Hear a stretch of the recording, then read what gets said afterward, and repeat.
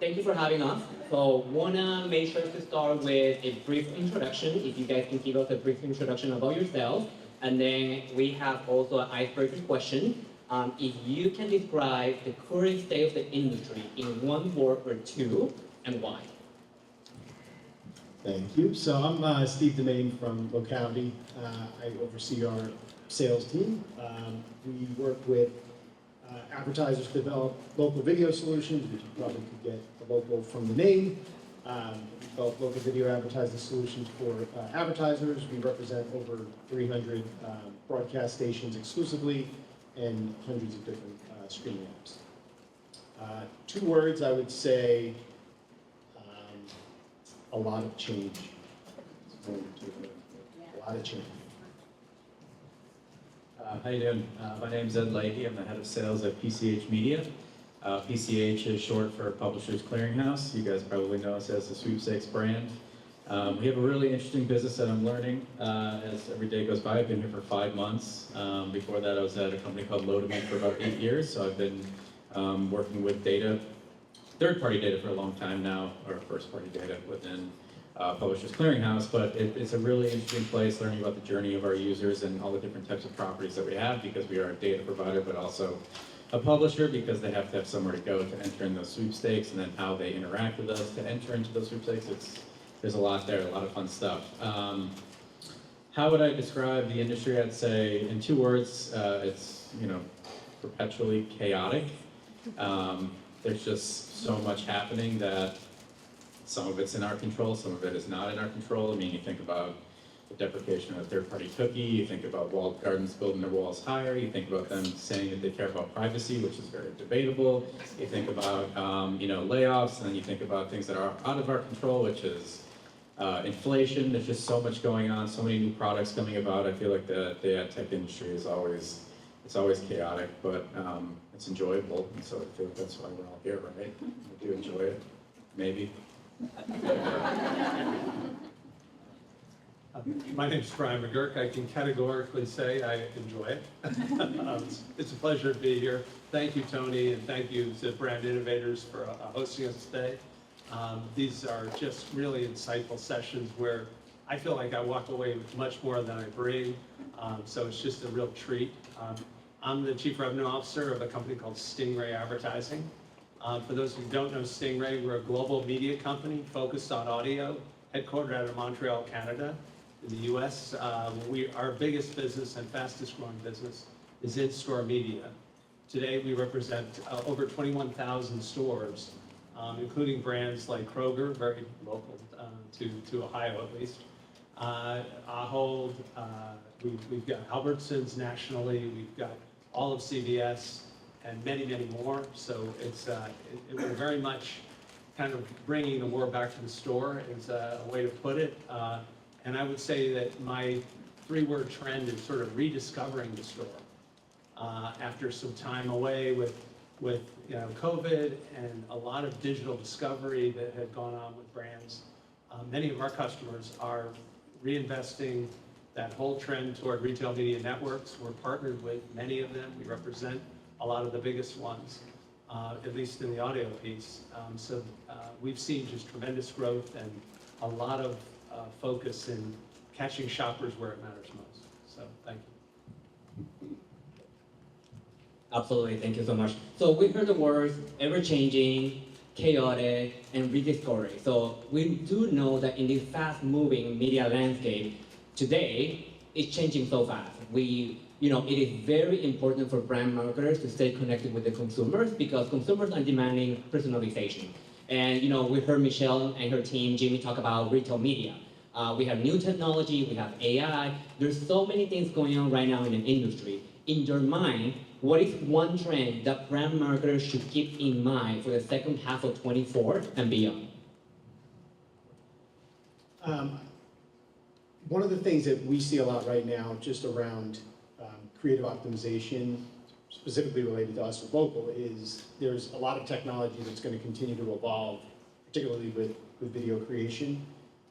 AI obviously drives a lot of that, right? The ability to take a single spot and turn it into 300 different iterations pretty quickly. It's not fully there yet, but it's going to get there pretty quickly. So I think customization around creative is going to be really important.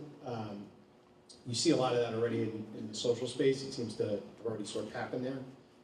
But I think it'll start to make its way onto television a little bit faster. It's a little tricky with television because, as we all know, creatives spend a lot of money on spots, right? You don't necessarily want to change a spot that maybe cost $1 million. But the ability to reach audiences with more targeting, why wouldn't you want to have creative that speaks to those audiences more specifically? So I think that'll continue to be a trend that we'll see a lot of. The other thing we're seeing a little bit right now, which is pretty interesting, is because of the sort of shift in demographics across markets all over the U.S.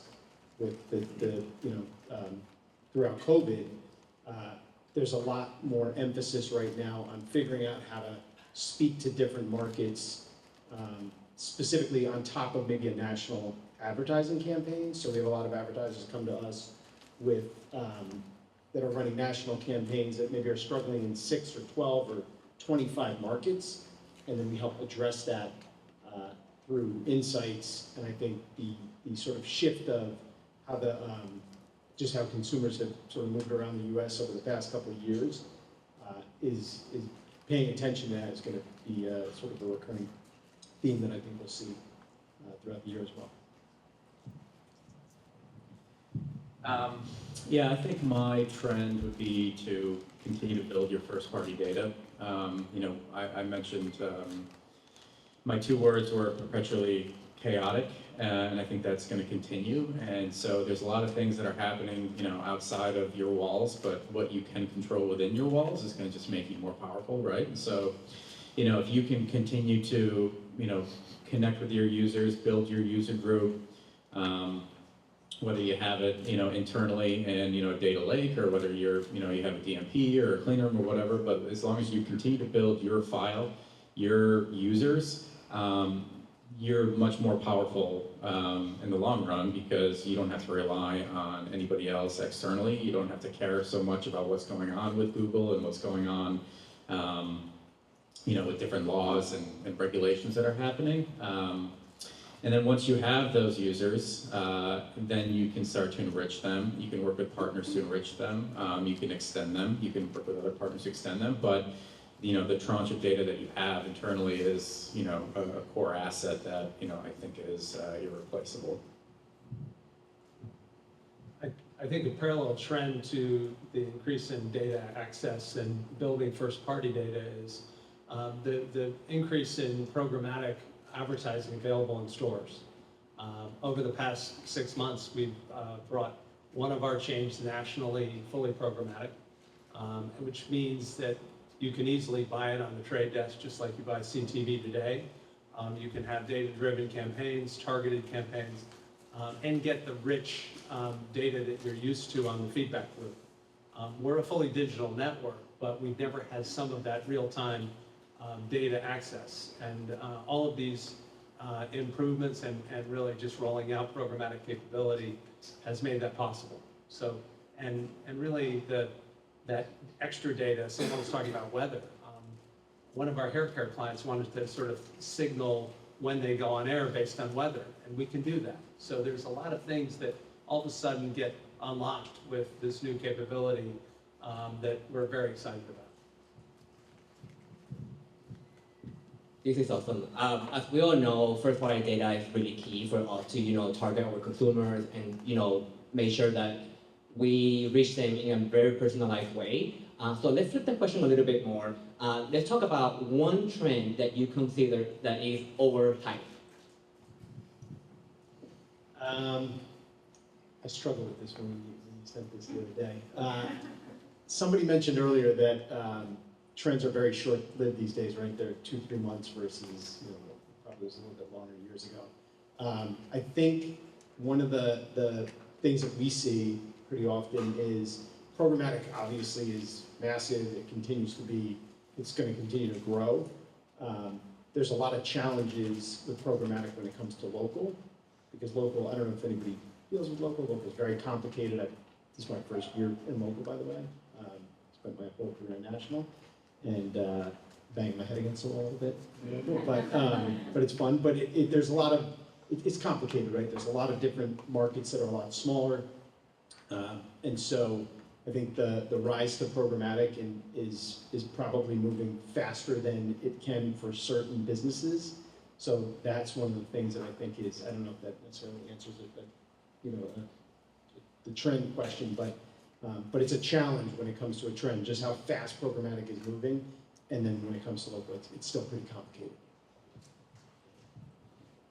Yeah, it's interesting. I spoke at a conference a couple weeks ago now. It was a QSR conference, and I'd spoken at the same one in March of 2020.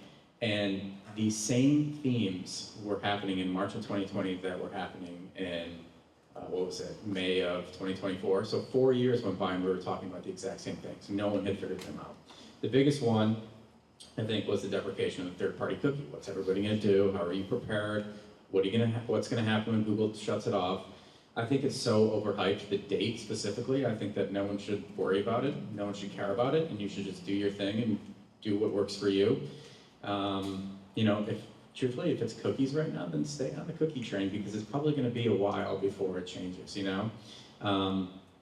If you're more in tune to move off of cookies and you want to go towards identifiers, of course, do that, right? But I think that the news is just totally dominated by Google deprecating the cookie, and in your strategy, you shouldn't go along with that and, breathe if they extend it, or, take a sigh if they extend it, depending on what your priorities are. I think that, just pay attention to what you have going on internally, what's important to you, and continue on that trend versus just, working off of their data, deprecating a data vehicle, basically.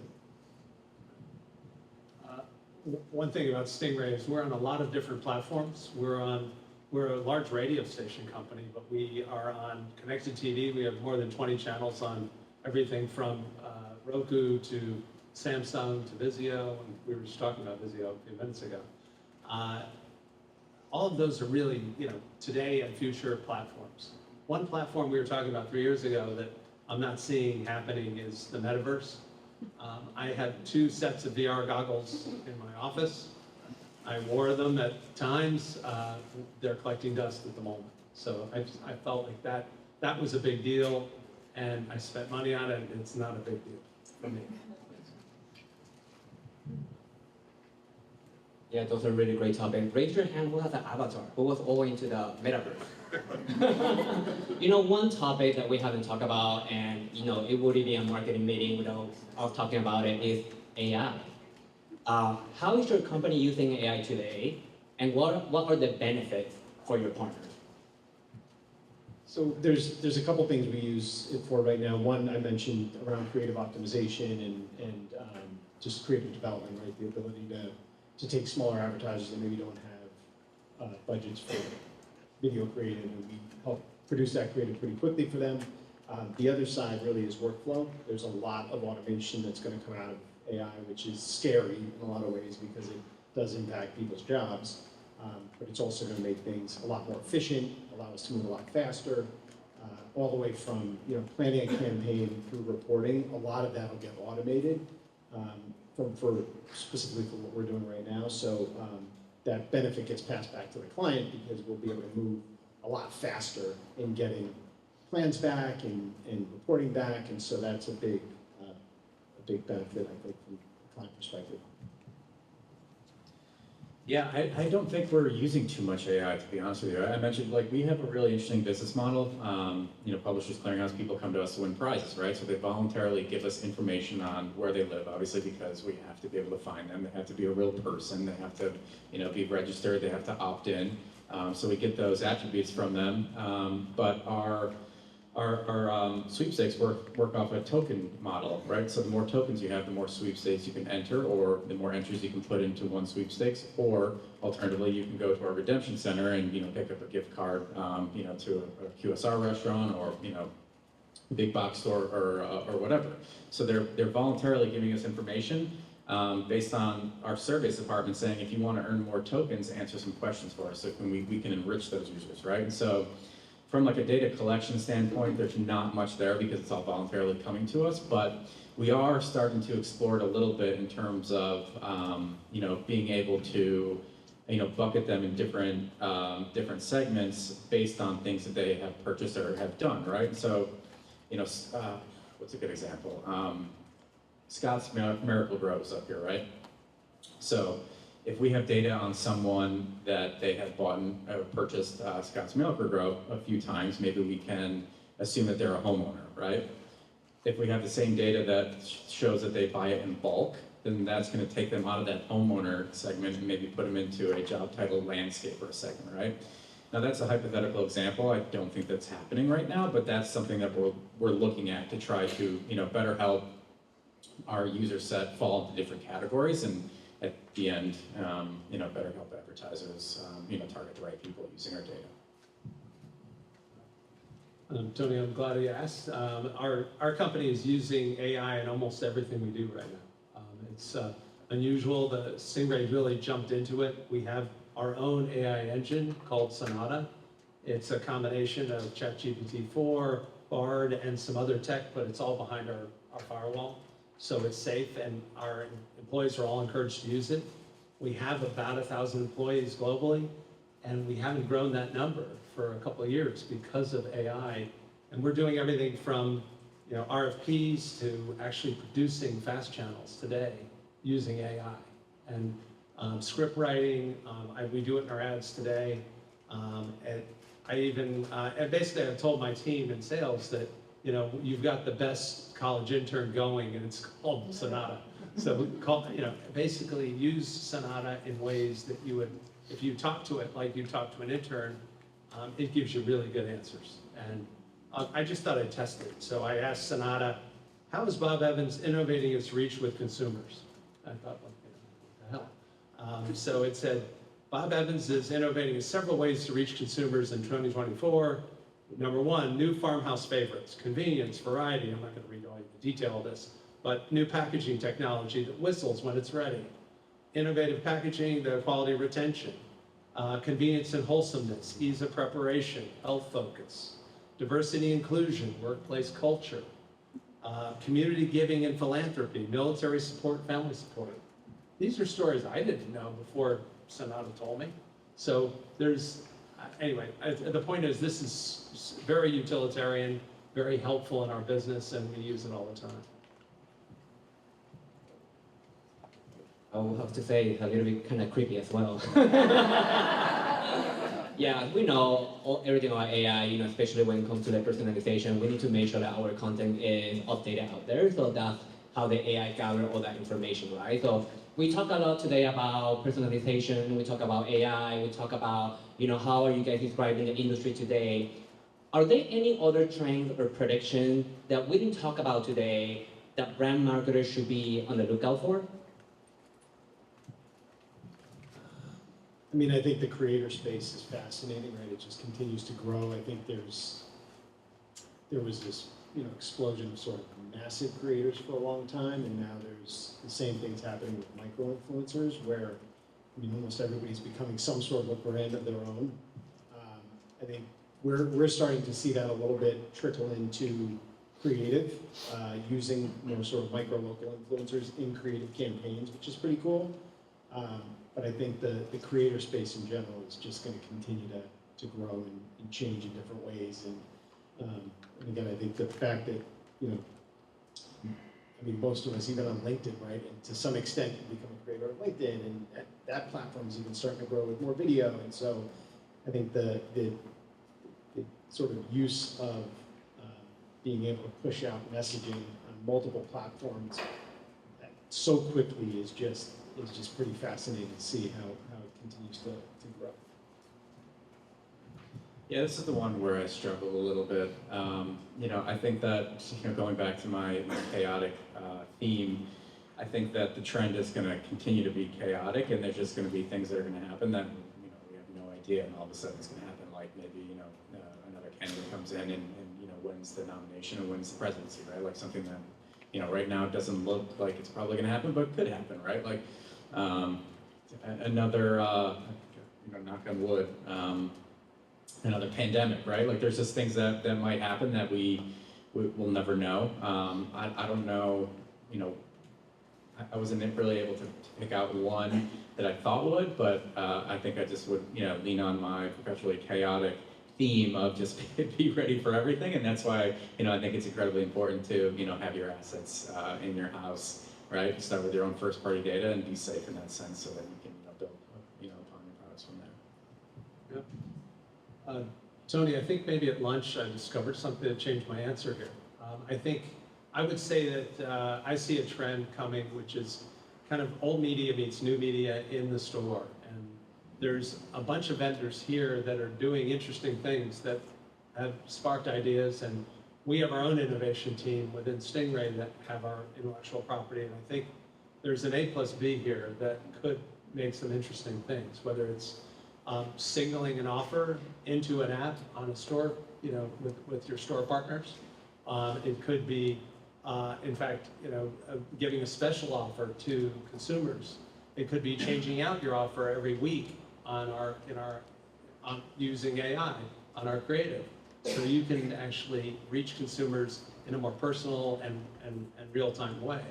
I think all of that is just on the cusp of happening, and I couldn't be more excited about the fact that you bring a lot of technology players together and media companies to kind of share ideas. So this has been valuable for me. Great, thank you guys. We're in July, so that means that, going to the second half of 24, I feel like we should be talking about 25 already. I mean, most of us are already planning for 25. If you have a magic ball, what do you think 25 will look like for the industry? I'm going to steal from Ed. It's definitely going to be pretty chaotic. I do think a lot of the just technology, the pace at which AI is moving, and I know it's such a broad two-letter word, but I mean, it's going to transform so many different parts of our business, and we see it right now. Like I had mentioned with workflow, like the automation, that things it can do so quickly, I think we're going to just see an acceleration towards that, which is going to create a lot of chaos, a lot more disruption. Unfortunately, probably, some short-term job loss, and obviously then that gets replaced by, the advancement of all these new companies that are going to come out of this. But I do think that's probably the one thing, politics aside from chaos, that's going to continue to be chaotic in 2025. And so that's the one thing I would say is 2025 is. The thing I see happen, so I'm a data guy, right?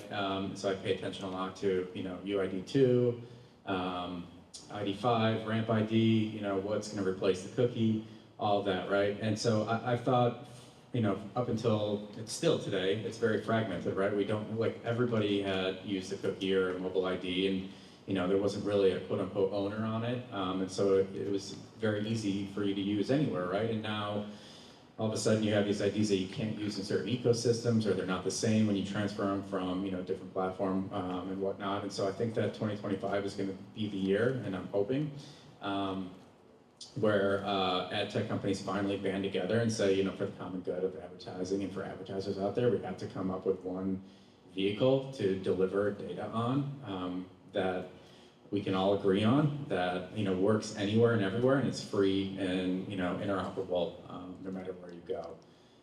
Because without that, I think it's just going to be continued chaos around what you're doing where, and leaning in on different types of products and different types of strategies that might not be what you want to do, but you have to do because there isn't any alternatives out there. And so I think that 2025 is going to be the year that the tech side or the vendor side bands together for the common good of brands and advertisers to hit their end goal, which is to target new users and current users.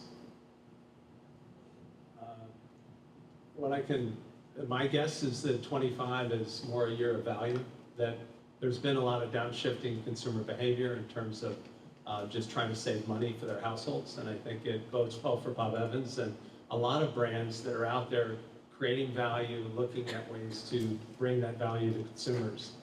But I do think there are some green shoots that we could have lower interest rates, things could be growing again, but we still got to deliver the value. those are really great questions. Answers actually. We all know that this industry is changing so fast, so I cannot imagine what's gonna look like in 2025. I know we have a few more minutes left, so I'm gonna open to Q&A. Any person here in the audience want to ask any questions in regards to trends prediction? I'm sure there might be one or two questions. I'll give you guys some free coupons. What AI stocks are you guys buying? If any. Say NVIDIA. I mean, yeah. I guess chips, right? So if we're talking chips, AMD, Micron, NVIDIA are probably the ones that I've dabbled in. I'm terrible at investing, so I've certainly, gotten in and then gotten out too early and then seen it skyrocket. So I mean, am I buying? I've bought, but I wouldn't say I'm buying right now. That's a good, funny question. I'm pretty busy with my day job, so I don't do a lot of investing, but I did try to buy 500 shares of Dominion Energy last Thursday, and I got one share. It's going to use a lot of power, so I think power companies will do well. So my one share has gone up by 10%. Any other questions? So there's a lot of people in here who cover brand and some who cover shopper. So it's like from the full funnel. Where do you see for 25 kind of the big conversation of the convergence of and how shopper, below the line and brand above the line are going to kind of go? They've been kind of siloed, but not as much right now. Can you give us a better definition of shopper versus, right, since Pure shopper marketing. So any of the shopper marketing from, the retailer specific. Yeah. So when you're actually going to purchase, Mhm. all the way down and inclusive of e-com, digital shelf, and stuff like that. So conversion, channels, and tactics versus your stereotypical above the line brand building. So we don't really deal with that as much yet, although I think broadcast typically is on the higher side from a brand perspective, and then streaming, which historically has been a little bit more expensive, as I think brands try to get more performance-based out of that. One of the things that we're adding into our mix now is essentially meta DSPs, which give us the ability to access inventory across a variety of different areas, which will help us support the performance side. So I don't know that that answers the question from what we do, but I think for us, like we're in the process of building converged video solutions that allow you to buy, like you want to reach 1 million people in one market in one weekend. However, you can do that across broadcast and streaming, right, on a single media plan. And I think it then comes down to how you can price it to make it more efficient for the shopper side. I think I'm understanding the question correctly. Yeah, I think for us, it'd just be, a broader segment, a broader data segment versus a more niche segment, right? So if you're looking at something more national versus, something maybe, different markets where different products are available. This is probably, where we'd focus. Also, we have one co-brand product where it's like a co-branded sponsorship of our sweepstakes, where anytime anybody enters, you actually get to keep that piece of data. So, we've worked up and down the funnel on that, from direct products to also, the brand specific. So we can certainly go that angle as well. But in terms of like marrying them together, like how they're going to come together, that's a really interesting question. I think that it'd have to go more top towards the brand, right? And just hope it kind of like trickles down. And again, I'm a data guy. I don't know if that like is the, if you guys are thinking the same thing, you're like, what the hell did I talk about? But that's how I would foresee it with, the stuff that we're offering and, how I'm looking at the market right now. One thing about Stingray is we do cover a number of RMNs, and one trend we've seen is that, at big brands, they've got 7 people covering RMNs, each with their own, whether one's the collective or one is CMX and another is 8451, we have to deal with different people for different siloed experiences, and while we can sell it all. So it's tricky in the sense that the retail media networks have pinched the brands in that way and made it tougher for them to buy our medium. But at the same time, going programmatic has opened up other pockets where digital out of home or just digital in general can buy us through the trade desk. So it's cross currents. I'm seeing it's very hard. We depend on brand leaders like Tony to kind of say grace over and say, we want you in the plan here because it's important to be in the store. But if left to just siloed players at a lot of brands, it's tricky, honestly. I know we're running out of time. I just want to say, Steve, Ed, Bryan, thank you so much for your time. This has been super helpful, so thank you guys.